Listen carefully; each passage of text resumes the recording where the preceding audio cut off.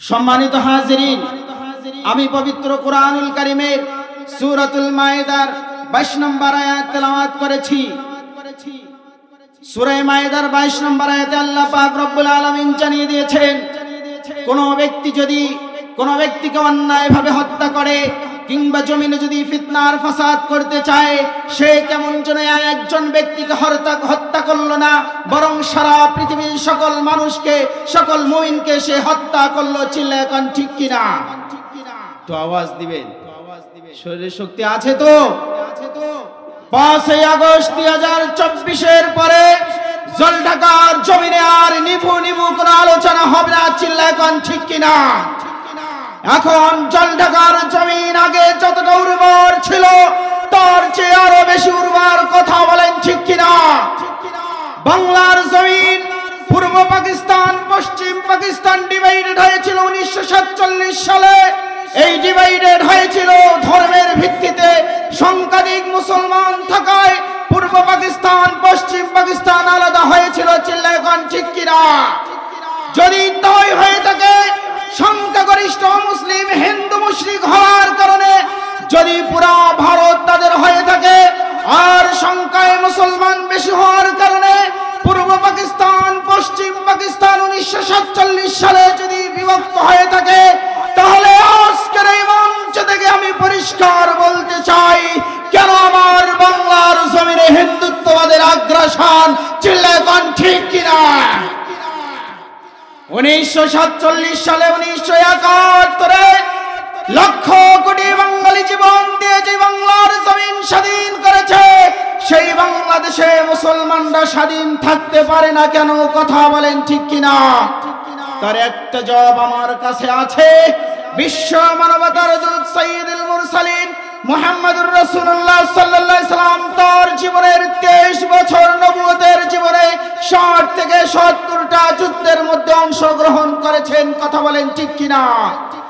আজকে যখন মুসলমান যাদের নীতি ছেড়ে দিয়েছি, ও মুসলিম কাফের মুশরিক বেঈমানেরা যাদের কথা বলায় যখন জঙ্গিবাদের ট্যাগ লাগায়, তাদের কথা শুনে যখন জিহাদ ছেড়ে দিয়েছি, তখন চট্টগ্রামের আদালতে সাইফুল ইসলাম আলী ভাইকে দিবালোকে গরুর মতো জবাই করেছে। চিল্লায় কোন ঠিক কিনা?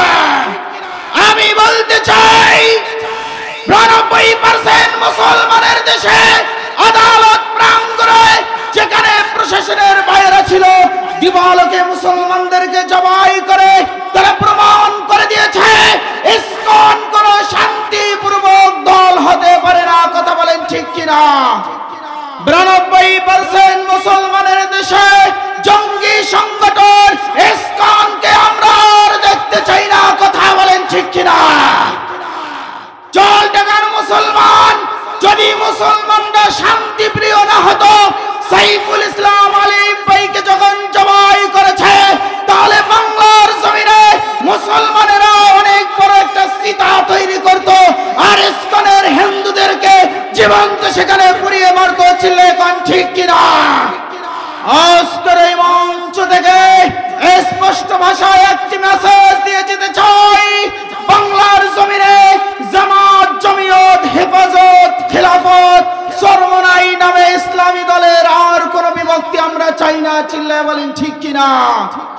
বাংলার 56,000 বর্গ মাইল জুড়ে যারা এই কালিমা পড়ে মুসলমান হয়েছে, হিন্দুত্ববাদের বিরুদ্ধে, ইসকনের বিরুদ্ধে, নরেন্দ্র মোদীর বিরুদ্ধে এবং ফ্যাসিস্ট হাসিনা যে স্বামীর বাড়ি থেকে কুচক্র চালাচ্ছে আমাদের স্বাধীনতাকে নস্যাৎ করার জন্য, সেই তাদের কুচক্রান্ত শক্ত হাতে দমন করবে। চিল্লায় কোন ঠিক কিনা? আসুন 5 আগস্টের পরে ছাত্র জনতার রক্তে বাংলার জমিনের কালো বীজগুলো লাল হয়ে গিয়েছিল। সেই স্বাধীন বাংলাদেশে হাতে হাত রেখে কাঁধে কাঁধ রেখে যত মতনৈক্য আছে, সকল মতনৈক্য ভুলে গিয়ে আমরা আগামীর বাংলা গড়তে চাই, যেই বাংলার একমাত্র সংবিধান হবে আল কোরআন। চিল্লায় বলেন ঠিক কিনা? ভারতের পূর্বদের হাতে কিংবা অন্য কোন রাষ্ট্রের হাতে আমরা আমার সোনার ভূমিকা না? সম্মানিত উপস্থিতি, শেষ করে দেব সর্বশেষ মেসেজ আমি বলতে চাই, যখন আমরা জিহাদ ছেড়ে দিয়েছি, যখন আমরা যুদ্ধ নীতি ছেড়ে দিয়েছি, তো কি হয়েছে? বাংলার মুসলমান শান্তিপূর্ণ কখনো কোনো দূতাবাসের উপর আক্রমণ করে নাই। চিল্লায় বলেন ঠিক কিনা?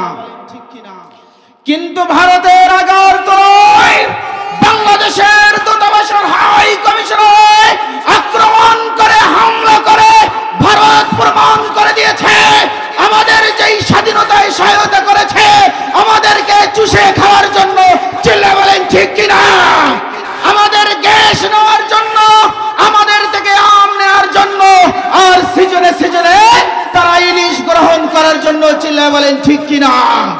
যদি মুসলমান দেশকে রক্ষা করতে চায় তাহলে আর কোন মতলক্ষ নয়, আর কোন মতবাদ নয়, জামাত, জমিয়ত, হেফাজত, খেলাফত, চরমনাই নামে আর কোন মতলক্ষ ইখতিলাফ চাই না।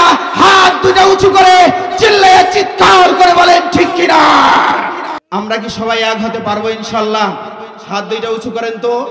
আল্লাহ তুমি আমাদেরকে এক হওয়ার তৌফিক দান করে দাও। বলুন আল্লাহুম্মা আমিন। ওয়াতাসিমু বিহাবলিল্লাহি জামিয়ার উপর আমাদের আমল করার তৌফিক দান করে দাও। আল্লাহ আমাদের মাঝে তাফাররাকুর বিসসার আনিও না। আলিম ভাইয়ের রক্তে আমরা আর হোলি খেলা দেখতে চাই না। মুসলমানদের রক্ত নিয়ে আমরা আর হোলি খেলা দেখতে চাই না। আগামীর সংসদে কোরআন যাবে। চিল্লায়ে কোন ঠিক কিনা? ওয়া তৌফিকি ইল্লা বিল্লাহ ওয়া আখিরু দাওয়ানা আলহামদুলিল্লাহি রাব্বিল আলামিন। চ্যানেলটি সাবস্ক্রাইব করুন, বেল আইকনটি বেজে দিয়ে সাথেই থাকুন।